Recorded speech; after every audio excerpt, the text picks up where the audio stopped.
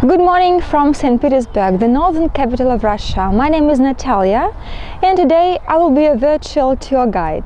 We're beginning our tour with the Petersburg fortress, the cradle of St. Petersburg, from which the history of the city began. And the fate of St. Petersburg was to become the naval capital of Russia. Quite unusual, but St. Petersburg was founded in the course of the Northern War against Sweden. This war was waged by Peter the Great in 1700 to gain back the Russian lands conquered by Sweden in the 17th century.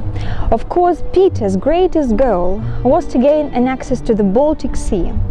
Created as a military construction, the fortress has never played a defensive role. Almost from the very beginning, it was used as a highly secret political prison. Among the first prisoners was Alexei, the native son of Peter the Great. Now the whole complex is an open-air museum. Let's enjoy its history and architecture. The Peter and Paul fortress was named after the Peter and Paul Cathedral. Now it is the burial place of the Romanov dynasty. Almost all the members of this royal family found their final resting place in the cathedral, beginning from Peter the Great and ending by Nicholas II and his family. This cathedral was the first church of St. Petersburg and the first one in Russia with a special musical mechanism, a carillon in the belfry of the cathedral. The fortress was constructed as a country within a country. Just have a look at the buildings. Here is the building of the Mint, the first enterprise of the city. Till nowadays, coins, badges and medals are produced there. This pavilion, topped with the symbol of navigation, was created to accommodate the first boat of Peter the Great, which probably inspired him to create the Russian Navy, hence the name of the house, the boat house.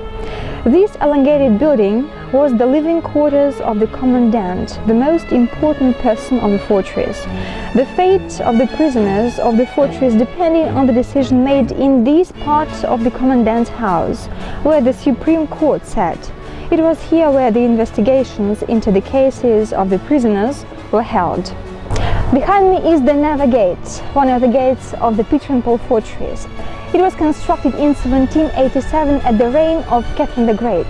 Her monogram, letter E, you can see on the top part of the gate. The Neva Gate leads to the Neva River, hence the name of this gate. This is the Neva River, the major waterway of St. Petersburg. And also you can see here the bridge, the Trinity Bridge. There are over 300 bridges in St. Petersburg, and that is why our city is called the Venice of the North.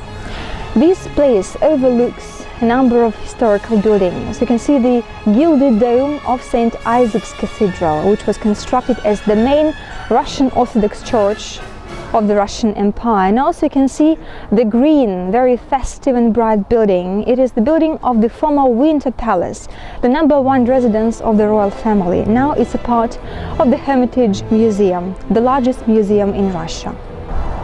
Nevsky Prospekt, one of the central, hence the busiest streets of the city, with numerous shops, theaters, museums, cafes and lots of people. But despite this hustle and bustle, this place has its own peculiar atmosphere. Nevsky Prospekt is everything for St. Petersburg.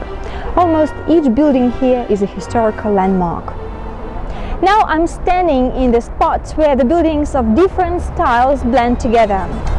The Cathedral of Our Lady of Kazan is named after the highly venerated Russian icon. Paul I, who laid the foundation of the cathedral, wanted to create a Russian Orthodox Church which could rival with the Cathedral of St. Peter in Vatican. This is the former branch of the Singer Sewing Machine Company. Now it's one of the largest bookshops of St. Petersburg. This festive church is the Church of Our Saviour on the Spilled Blood, constructed in the pseudo-Russian style. It marks the place where Alexander II was mortally wounded in 1881 as a result of the terrorist attack. Nowadays, the Church of Our Saviour on the Spilled Blood is the largest museum of mosaics in Russia. The mosaic compositions cover around 7,000 square meters outside and inside.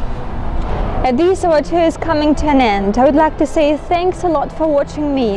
If you would like to have an extended tour with me, contact me and take care.